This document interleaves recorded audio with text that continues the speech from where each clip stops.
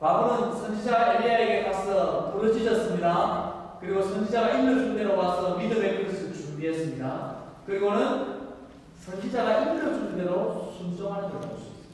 3절과 4절은 엘리사의 지시인데 5절을 보면 엘리사의 지시 그대로 여인이 행동하는 것을 볼 수가 있습니다.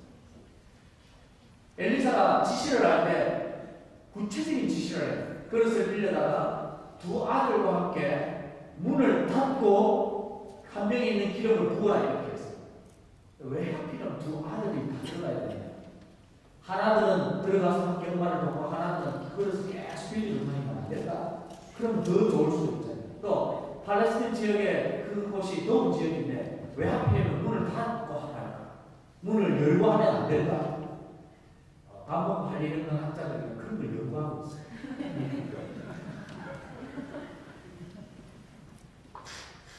제가 보면 참 한심한 분들 같습니다. 여기에서 지금 3절과 4절의 말씀과 5절의 말씀을 반복해서 기록해 놓은 이유가 뭘까요? 이걸 연구하라고 하는 것이 아니에요. 순종에 있는 것입니다. 엘리사가 지시한 대로 그 여인이 뭐 했다는 것입니다. 하나도 어김없이 그대로 순종했다. 이 여인이 엘리사가 말한 대로 100% 순종했을 때, 말씀 그대로 순종했을 때 그 속에 기적이 있어요. 한 병의 기름을 가지고 빈 그릇에 붓는 게 쉬운 게 아닙니다. 그런데도 아무런 의심 없이 믿음으로 빈 그릇을 가져다 놓고 말씀대로 야 엘리사가 뭐라고 했지? 두 아들 다 들어가라고 해서 묻어봐라. 그리고는 붓기 시작할 때 기름이 병마다 다 채워졌는데 그릇이 더 없냐? 예언문이 없습니다. 그러고 나니까 기름이 딱 끝이. 이게 그냥 동화가 아닙니다. 하나님께서 말씀대로 행하신 일이었습니다. 여러분 성경을 보면요. 놀라운 기적이 일어난 자리마다 항상 순종이 있었습니다. 온전한 믿음 그리고 참된 순종이 언제나 따랐죠. 밥을 세워서 물고기를 잡기 위해서 애썼던 베드로가 한 마리도 물고기를 잡지 못하고 아침에 나왔습니다. 근데 예수님께서 베드로에게 깊은 곳에 가서 그물을 내려라. 그렇게 명령했죠. 여러분 잘 아시듯이 이것은 어부의 상식에 맞지 않습니다. 물고기 잡으면 전문가는 베드로지 예수님이 아닙니다. 그럼에도 불구하고 베드로가 토를 달지 아니하고 내가 말씀에 순종하니 밤을 새워 우리가 물고기를 잡았지만 아무것도 잡지 못했는데 그럼에도 불구하고 내가 주의 말씀에 순종하여 그물을 내립니다. 그리고는 다시 배를 띄워서 깊은 곳에 가서 그물을 내렸을 때 2배 가득하게 차가 넘치는 그런 기적의 역사가 일어나는 것입니다.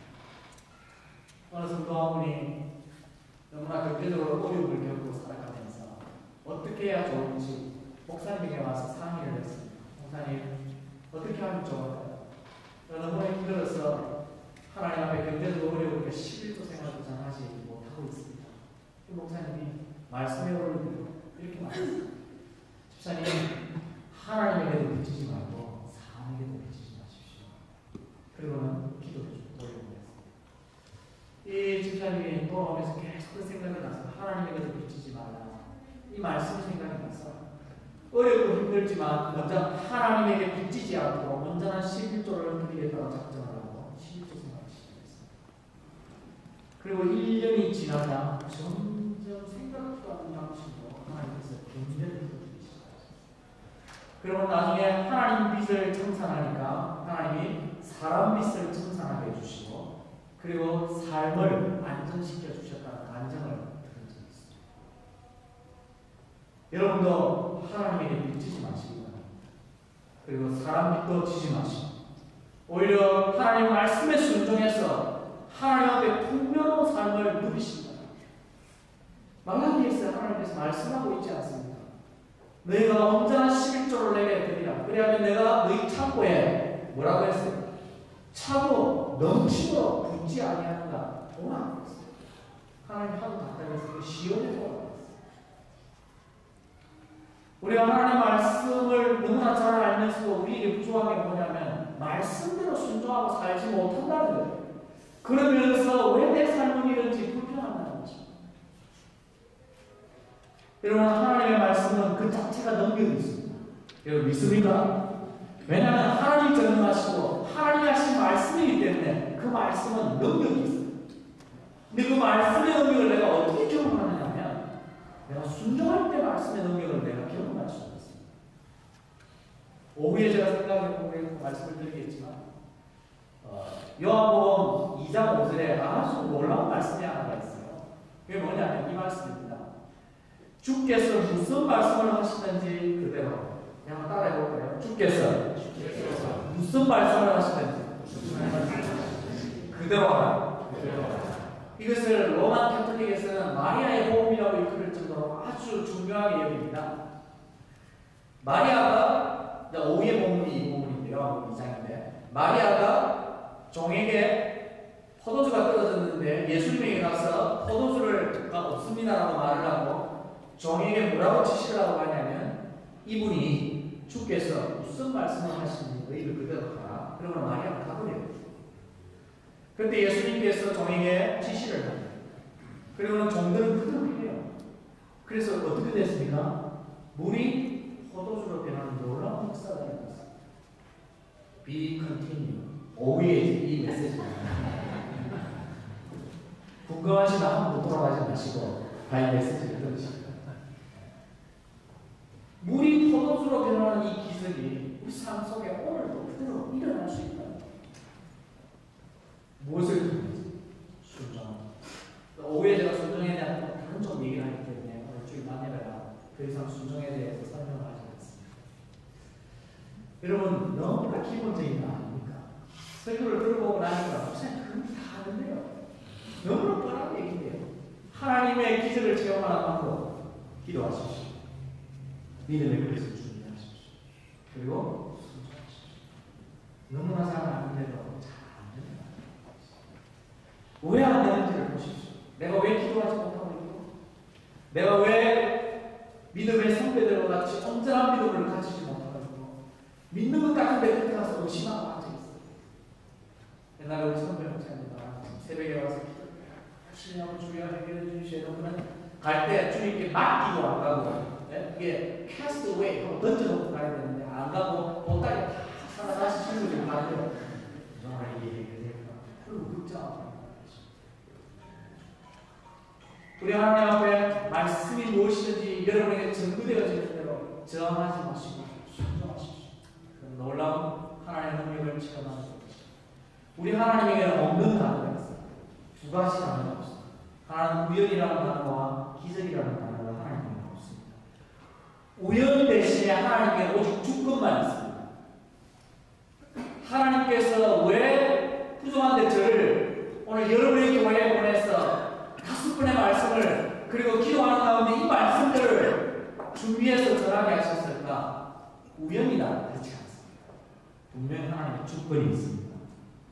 지금 이때에 여러분 누군가에게 하나님 이 말씀을 통해서 여러분의 영을 키우시고 여러분의 생각을 바꾸시고 여러분의 신앙생활을 다시 바꾸시고 그리고 여러분의 삶을 바꾸시기를 원하는 하나님의 놀라운 섭리와 주권이 있음을 믿으십니다.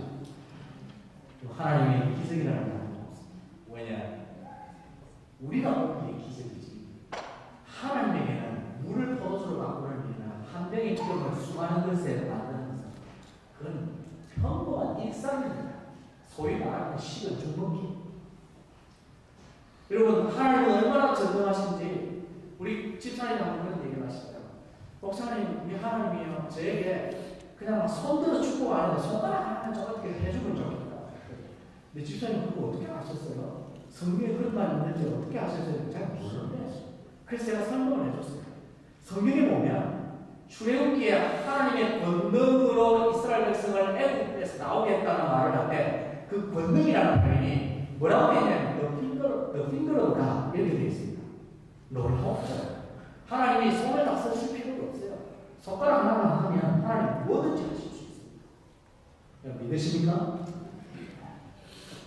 하나님이 전부 자신의 존재를 원하지 않다. 하나님이 손가락 하나만으로 우리의 삶을 바꾸실 수 있는 그런 기적이 일상처럼 하나님에게는 일어난다는 사실을 여러분이 믿으셔야 됩니다. 그러므로 내 삶 속에도 3000년 전의 역사 말씀하셨던 그 하나님이 지금도 동일한 하나님인 것을 믿으시고 여러분이 그 하나님을 예배하고 그 하나님을 지금 섬기고 있고 그 하나님을 바라보고 있기 때문에 여러분이 삶 속에서 예배 때나 기도의 그릇을 준비하시고 그리고 믿음의 그릇을 크게 키우시고 그리고 하나님께서 무슨 말씀을 하시든지 토달지 마시고 그대로 순종하셔서 하나님 앞에 여러분의 삶이 기적이 삶이 되고 하나님의 기적을 여러분에게 일상적으로 체험하는 그런 성도와 자녀와 여러분의 비즈니스와 이 한미의 약교회가 되기를 주의 이름으로 축원합니다. 다시 기도하겠습니다. 하나님의 전능하심이 내 삶의 일상이 되게 해달라고 하나님의 기적이 나의 삶의 일상이 되게 해달라고 한번 기도하겠습니다. 하나님 아버지 감사합니다. 우리가 너무나 잘 알고 있고 너무나 우리가 신학적으로 기본적으로 들고 있는 말씀인데도 실제 우리의 삶 속에 해가지 못하는 기도의 삶을 그리고 언제나 믿음의 삶을 그리고 무엇보다 하나님 말씀대로 가는 순종의 삶을 하나님께서 우리에게 하나도 보여주시기를 간절히 바랍니다. 참된 기도의 사람이 되기를 원합니다. 이 시대에 하나님이 염려하시고 내가 믿음을 보겠느냐고 말씀하신 그 염려가 하나님 나에게 해당되지 않는 마지막 때에 믿음의 사람이 될 수 있도록 도와주시옵소서. 주께서 무슨 말씀을 하시는지 내가 순종하는 그런 순종의 사람이 되게 하여 주시옵소서. 그래야 내 삶에 기적이 일상처럼 그 놀라운 은혜를 이루어 주시옵소서. 주여 역사해 주시옵소서. 우리 삶에 하나님을 경험하게 도와주시옵소서. 어제나 오늘이랑 영원토록 동일하신 하나님의 것을 믿습니다. 3000년 전에 가나안 과부에게 놀랍게 행하셨던 그 기적을 베푸신 하나님이 오늘 우리의 삶에도 그런 기적을 베푸실 수 있는 하나님의 것을 저희들이 믿기 원합니다. 우리 삶에 기적이 일상처럼 나타나기 위해서 하나님이 오늘 주신 말씀처럼 기도의 사람이 되게 하시옵소서. 무릎으로 사는 사람이 되게 하여 주시옵소서. 마지막 때에 주님이 믿음을 보겠느냐 염려하셨는데 하나님이 한미언약교회 성도들을 보시면서 기뻐하실 수 있도록 이들이 참된 믿음의 사람들이 되게 도와 주시옵소서. 주님께서 무슨 말씀을 하시는지 순종의 사람이 되고 하나님 세우셔서 이들의 삶에 하나님의 놀라운 기적들이 이 교회에 하나님의 놀라운 기적들이 나타날 수 있게 하여 주시옵소서. 예수님의 이름으로 기도합니다.